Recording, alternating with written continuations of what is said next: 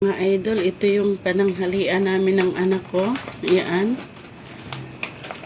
Itlog. Tsaka Milo. At tsaka yan. Yan ang gusto niya. Tapos may kanin naman kami idol, punti. Kaso lang ayaw namin magkanin. Nak, magkanin ka anak.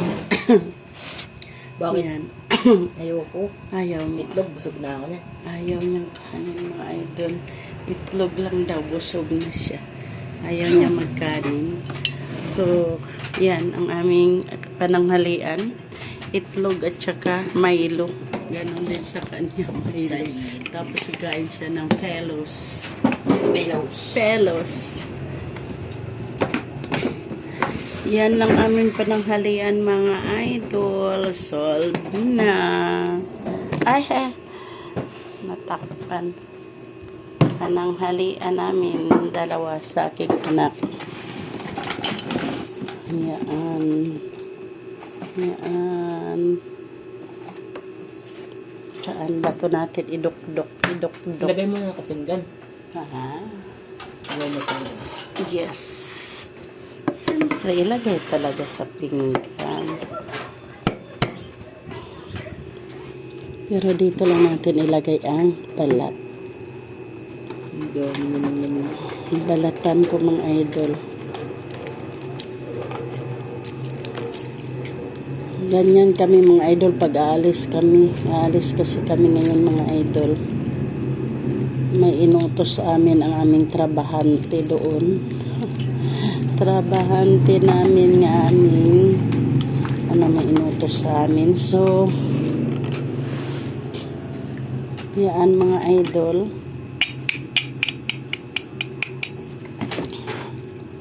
Hindi kami kumakain ng kanin pagka umaalis.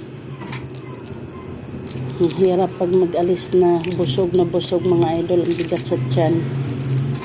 Mabuti kapag mag-alis busog na busog pagdating maligo. Yung kumbaga swimming, okay lang.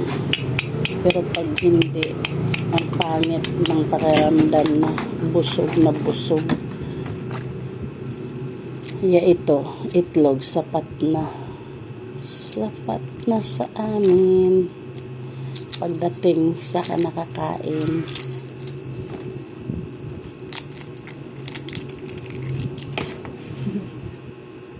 Yan mga idol.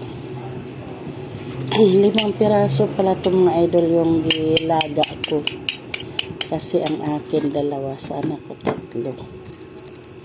So hindi siya kain ng kanin.